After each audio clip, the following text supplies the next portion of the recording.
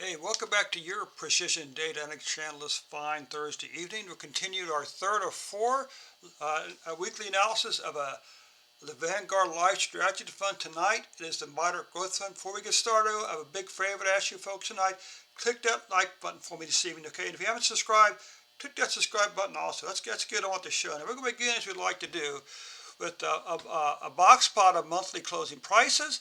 I wish again that the whiskers represent the high and low closing price for the month. The narrower the box, now technically this is 50% of the closing prices this month is within this box. But more importantly, it also shows us an idea of volatility. First for the whisker size, and also the size of the box represents.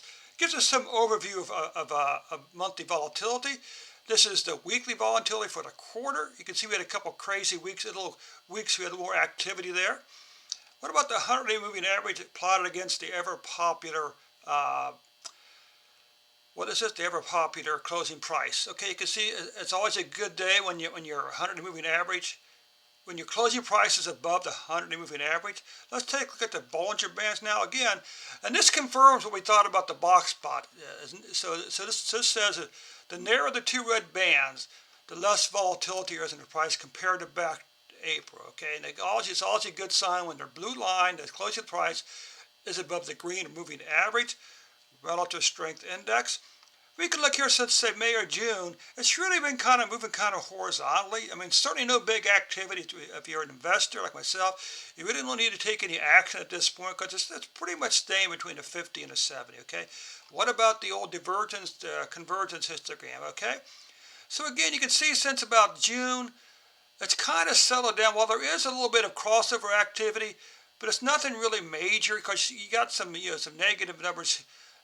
Histograms there and a positive histogram here. So that's not really a lot of strong movement activity going on with the closing price at this point.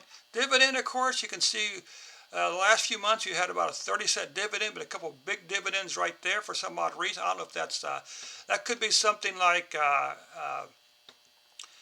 capital gain or something like that, or something that could have affected the dividend. Okay, so that takes care of part one. Part two, of course, is our forecast, a view of forecast for the month and for the returns.